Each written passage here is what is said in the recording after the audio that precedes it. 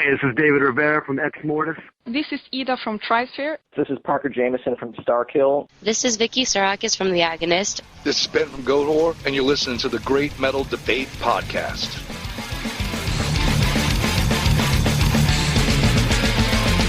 Revel in Disgust. It's for the embrace of life and as on the taste. Sound voice from hell like haze. A simulated motion, a sign of intentions. Need on the glory of time. The resistance is never realized. They play with fire. Alright, welcome Great Metal Debate fans. This is Brian coming at you from the Riff in Paducah, Kentucky. Tonight we're going to see several bands at a concert, one of those bands being Cryptic Hymn, and sitting here with me is Dave Palenske. How would you describe yourself, Dave? The vocalist? Yeah, vocalist, guitar player. Okay, excellent. And so Dave, you play for Cryptic Hymn. Tell us a little bit about Cryptic Hymn, how they started, that sort of thing. Cryptic Hymn started back in July of 2014. Three of us played in a band before this called Voyage of Slaves. After that band broke up, we wanted to keep the ball rolling, so we just picked up on the material I was working on at the time, and started hashing out those songs. We picked up our bass player, Josh Mumford, from Louisville. He also plays in a black metal band called Anagnorisis. Yeah. Check them out, they're really good. And then we ended up playing our first show in November of 2014 with Rivers of Nile out in St. Louis. And ever since then, we've just been moving forward. You know, in January of 2015, we released our first single, Revel In Disgust. Then we went on tour. It's a great song, by the way. Thanks, man. Then we went on tour with our friends in Dysphorium from Louisville. And then, you know, continued playing shows throughout the U.S. on our own here and there. Right. And then released our first EP, Gateways, which just came out in September, and then kept going on tour with also our buddies in St. Louis, Tyranny Enthroned. Cool, very cool. Now we actually, when I went to see you guys down with Superjoint in Clarksville, I reviewed that concert. It's one of our podcasts, and at the end of that, we played Revel In Disgust. Yeah, I remember checking that out. Yeah, thanks for playing that, man. Oh, man, no, that was a pleasure. It was ours, man. That's a killer song. I mean, you know, one of the things I said in the review, I don't know if you heard it or not, if you haven't, you should check it out, is I think, hands down, you guys were the most musically talented there. I mean, you're man. Technical death metal down, you know. How would you describe yourself? Do you put yourself in a genre? Is that important to you, or? You know, I wouldn't try and pinpoint it to one genre. We all like a lot of different subgenres of metal, and I mean, with the metal genre in general, there's so many different ways you can go about it. You know, I think we all grew up on like classic rock and you know, classic heavy metal, you know, and then got into like the thrash metal and you know, the early death metal, but we're also influenced by a lot of like modern bands as well. But no, as far as genres go, I wouldn't try and pinpoint it. I think we just try to combine all of our favorite things into one collective unit, and as long as it serves the song, you know, as long as it serves the songwriting as well as it can, then that's, you know, that's what matters at the end of the day. But I mean, we don't want to put a label on ourselves or try and capsize what we're going to sound like, you know, with every release we come out with. But I think it's important to maintain like a certain kind of sound, just, you know, so people can like recognize you when they hear you. Right. But at the same time, you always want to keep your listeners guessing. You know. But I mean, if you wanted to narrow it down to something, I think we're along the lines of like death metal, black metal, thrash, and yeah, I mean, there's some technicality in there, but I wouldn't say that's the be all end all of what we're trying to accomplish. But you know, we do want to challenge ourselves, definitely. Now, recently, Gateways got recognized as one of the best EPs through the website No Soft Voices, I think is what it's called. No Clean Singing? No Clean Singing, yeah. I knew it was one of those things. But they described you as sort of proggy, thrashy, even jazzy. I mean, is that accurate? You have all those elements, don't you? Yeah, I think you could go along with that. I wouldn't necessarily say we're jazzy all the way. I mean, we might have moments where we want to incorporate that. Yeah, but We don't have anything.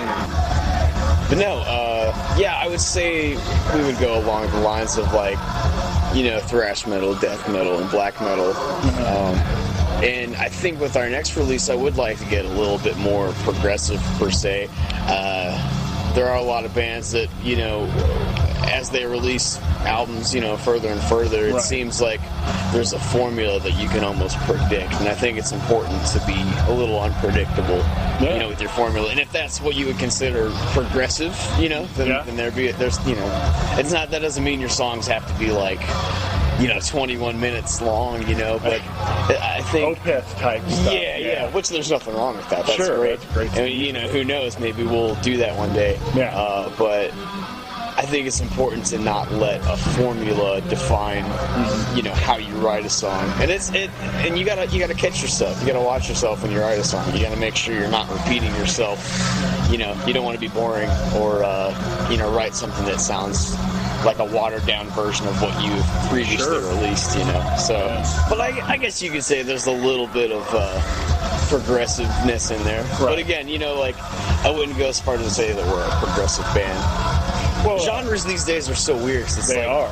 Nowadays, like, metal is probably as diverse as it's ever been. And I think most bands out there nowadays try to incorporate a lot of different genres and influences, all in one setting. And that's a good thing too, because then you're not drawing lines. You don't have like one group of metalheads versus another group of metalheads saying like, oh, well, this is better than that. It's like, when you combine a lot of different ideas, then you bring people together, really. Well, you kind of just described the great metal debate. I was raised in the 80s, and I love the 80s sound. And then my co-host, Gomthog, he loves the newer technical. He's a big fan of symphonic metal, and so we debate that back and forth.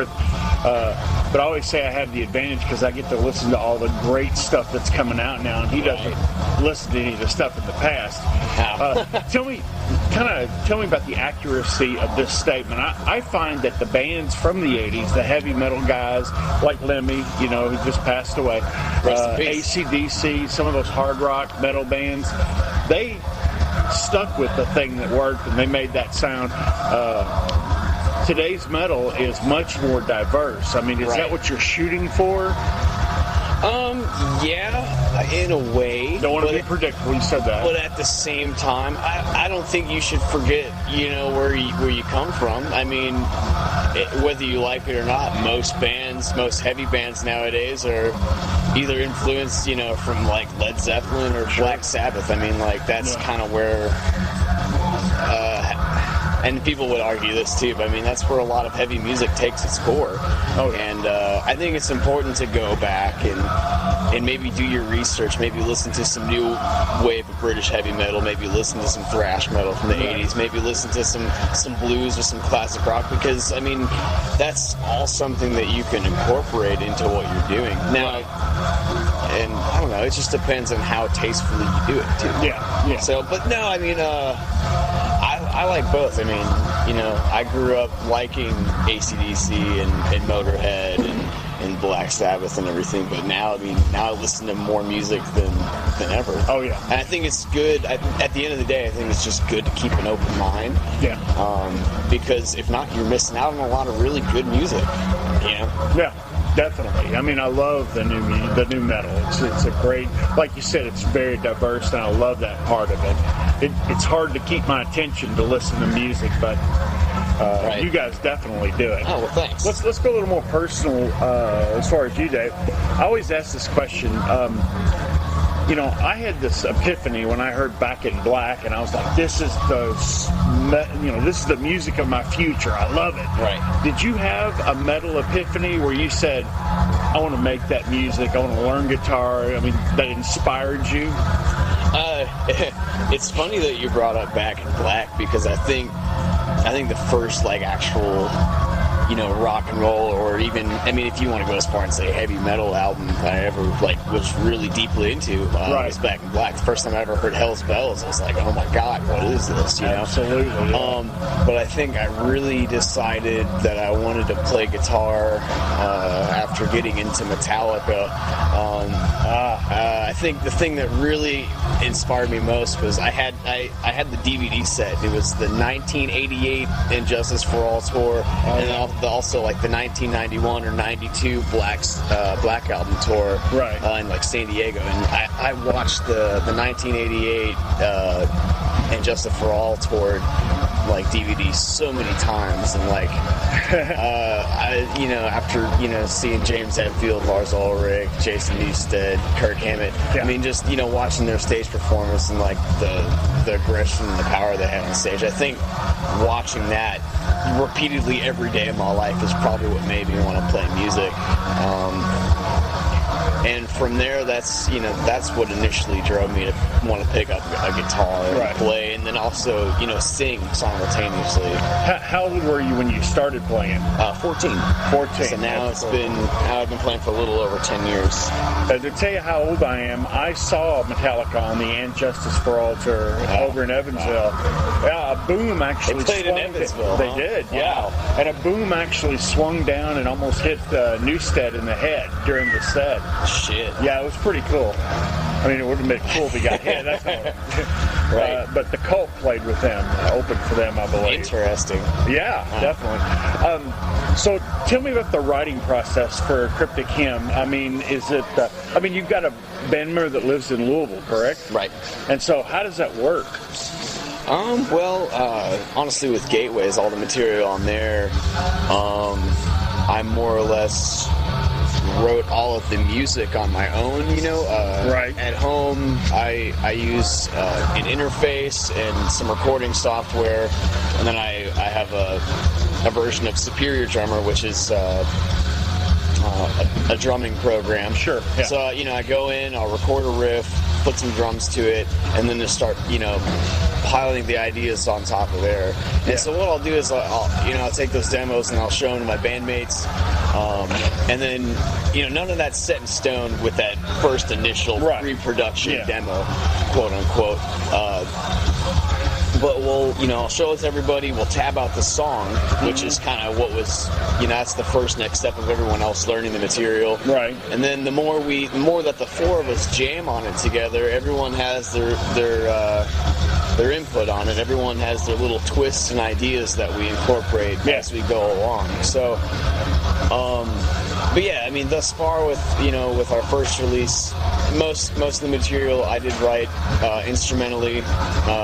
Nate did have some input lyrically on a couple of songs, and then he's put his solo on, and then John, of course, will tweak the drums, or change them completely, and it's all a give and take process. Yeah, definitely a give and take process, and we'll sit down and have a powwow and just kind of decide what works best for the song, because everyone's got ideas, but we'll all sit down and try and agree on something. Yeah. That's how the writing process has gone so far. But now that we're one EP deep, and we've been on these songs for over a year now, a lot more ideas have formulated from all ends of the table. So I think with the material that's coming up now, you'll probably have a lot more of Nathaniel Vowell's, guitar ideas. You'll have a lot more, bass ideas from Josh. And Josh is another key thing to our music, because how the songs sounded before he puts his bass lines over them, it sounds completely different after he plays on top of them. Because, I mean, for at least a third of the song, he's doing his own thing over certain riffs, and it all fits, but it just adds a different dimension to it. So, even though there's like a core, skeletal, version of the song, there's always enough room for everyone to have their own input. Excellent. Now let's talk about Gateways. I mean, it was very well received critically and from the fans. I know. Is it working well for you? You're selling. You getting some input about it? Man. I think just the reception in itself has been very nice, especially for our first release. We've only been a band for a little over a year now, so I'm very happy with how people have received it so far. Yeah. We have it on a lot of different online outlets, like it's on Spotify, iTunes, Amazon, Google Play. I mean, you can find the album just about anywhere. YouTube. We have our online merch store, which we do get orders from, and I mean, anytime we go out on the road, usually at every show, people want to pick up a copy of the album. So, and we'll have that on our Facebook page too, where you can pick up the album. Oh, awesome! The EP, yeah, Great. Definitely. But no, I'm pretty happy with it. I mean, obviously, at the time that we put the album out, I wish we would have had a little bit more financial backing. I really wanted to get like a public relations campaign going for the album, but I mean, right after we put out the album, we went on tour, and doing that's very costly in itself. So sure. But no, I mean, for what we had to deal with, for what we had going on for the album, I'm very happy with how people received it. And there for a while, the biggest obstacle was Void the Slaves while we were together, our previous band.